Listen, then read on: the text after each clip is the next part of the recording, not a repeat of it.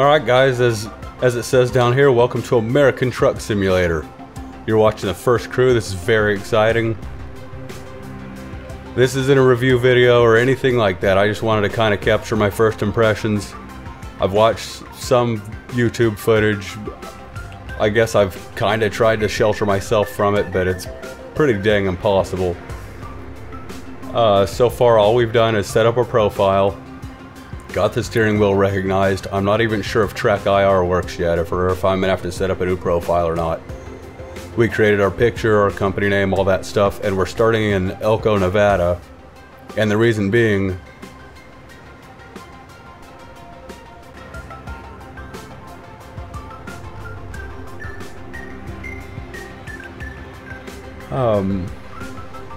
anyway, so we're in Elko, Nevada. Let's get started.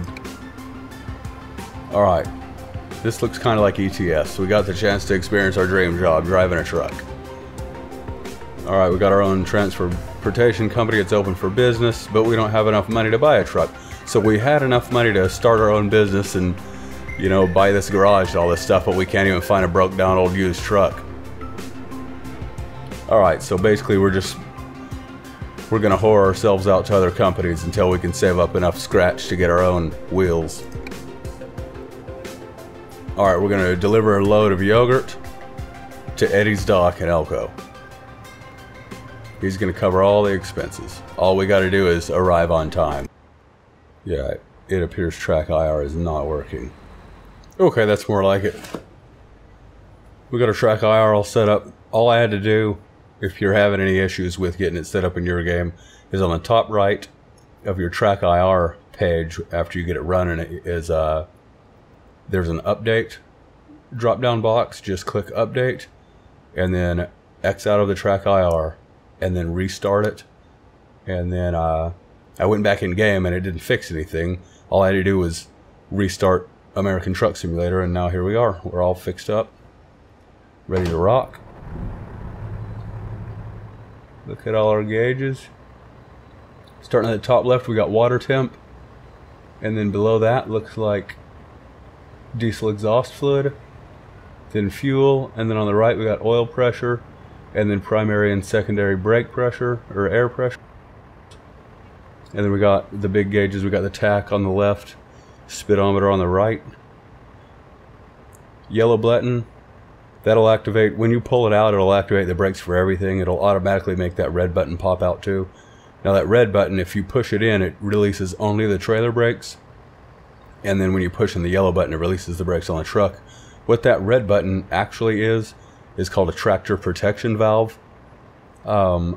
If you start losing air pressure out of your trailer, maybe you bust an airline or run over something and it rips an airline off, or, you know, that sometimes happens when you have a blowout. It tears airlines up.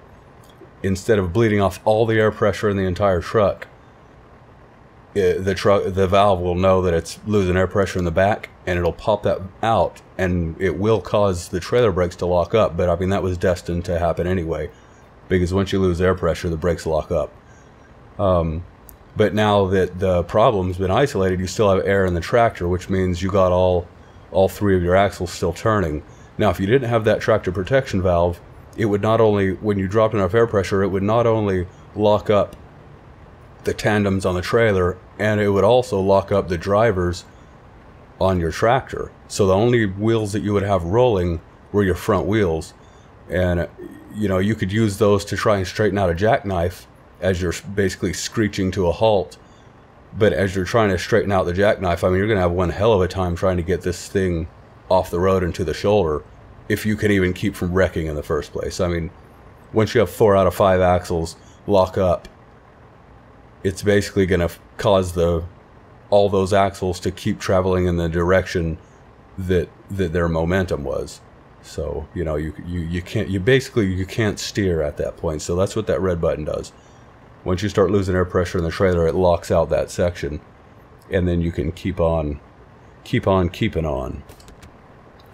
So, where are we headed here? Here we are, we're headed right down the street. I'm sure you guys have all seen, we're rocking 53-foot trailers now. We've been pretty much This looks like a 48-foot trailer to me. You can tell 9 times out of 10 the distance between the kingpin, which is where the trailer hooks to the tractor, the distance between that and the tandems on the trailer is 99% of the time the same on a 48-foot trailer and a 53-foot trailer. So you can usually tell a 53-foot trailer by it having more trailer sticking off the end past the tandems, whereas a 48-foot trailer, generally the tandems are right at the back of the trailer. So, you know, I could be wrong here, but this has all the characteristics of being a 48-foot trailer, and it would make sense that it was, considering, you know, this is the tutorial first mission, so they're going to try and make it easy on us. Look at that truck. It is a beauty. A beauty.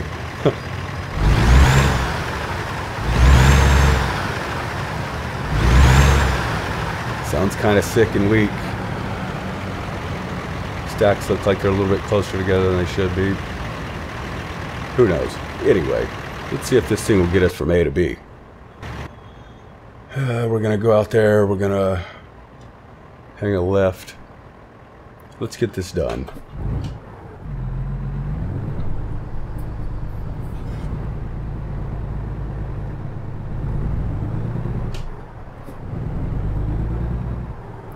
Yeah, this girl's quiet.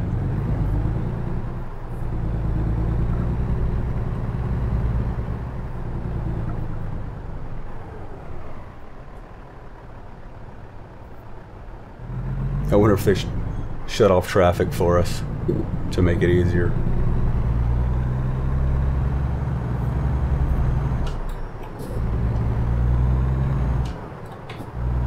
And we got a super duper powerful truck, or this trailer is empty. Definitely gonna need a sound mod.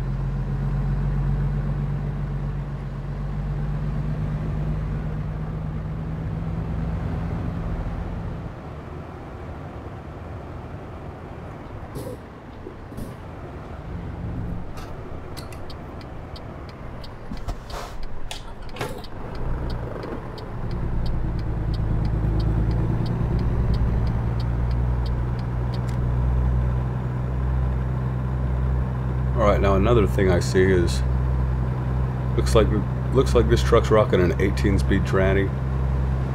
I'm gonna have to figure out how to set that up. So right now we're basically switching between our lowest set of gears and our highest set of gears. So right now that would normally be 7th for me.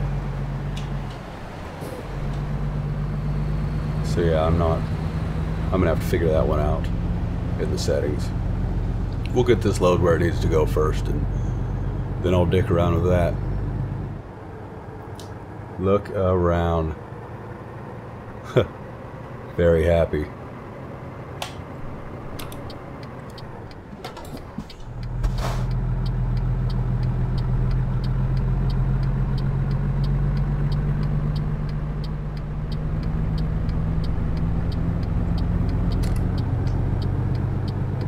Hey, we're in 12th.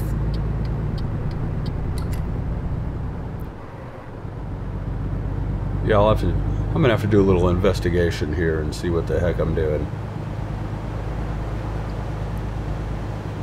The trucks I played with in ETS 2 were generally 12 speeds, and then my Peterbilt was a 10 speed. And I just kept that tranny.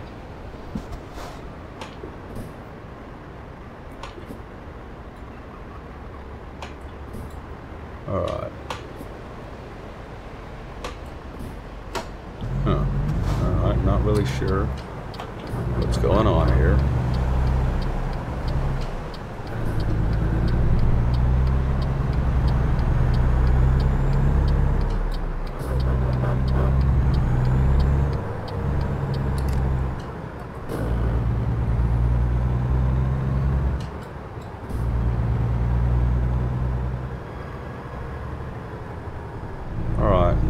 Showing us ideal spots for unloading the trailer. More tutorial stuff. Stuff we all know. Probably should have just not done the tutorial at all.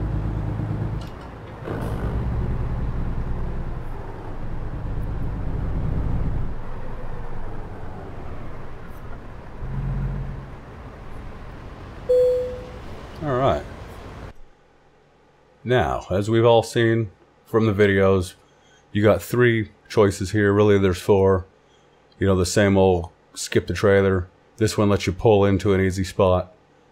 In between these two, there's 45 experience one, apparently, that you have to back it in, but it's not super difficult. And then you have the hardest one, which is, you know, backing in through more sets of obstacles.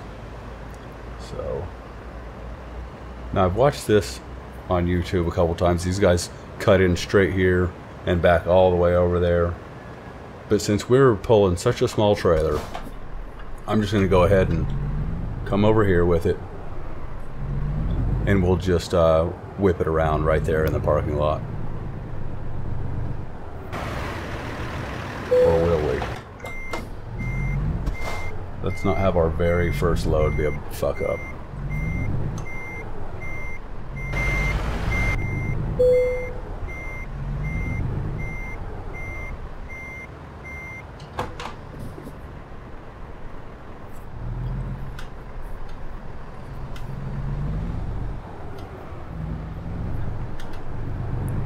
Get this whole trailer in here. Watch out, buddy. Heavy steel coming through.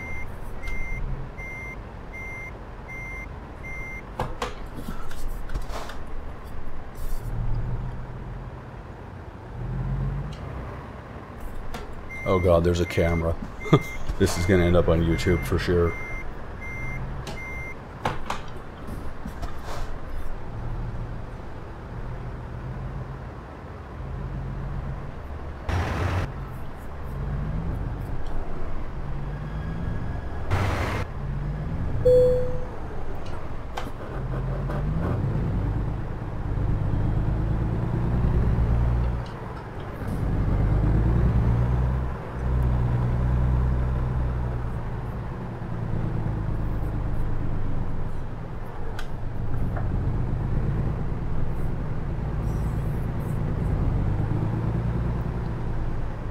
We got Guy over here.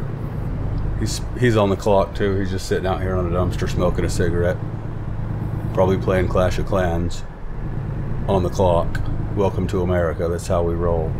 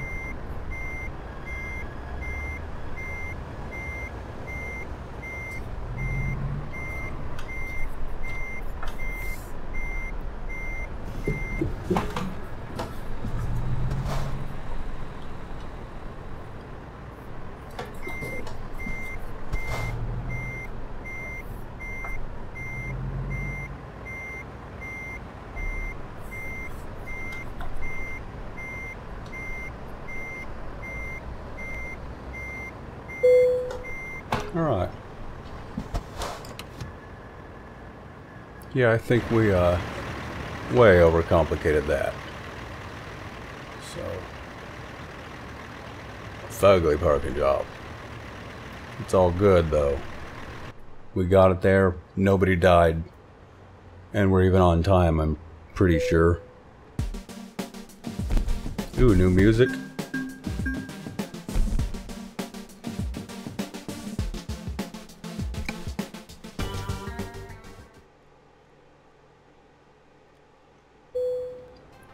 And there it is. Looks like an abandoned gas station in South Texas. We have many, many of those. In fact, this could have been modeled after Charlotte, Texas. Yeah, oh yeah, I think it was. Alright, either way, we got a roof over our heads, a little bit of concrete underneath of our feet. I'll take what I can get. Yeah, it's definitely pretty basic. Is the power even on? Oh, we got ourselves a little crane there, a little trolley so we can pull engines, pull cabs.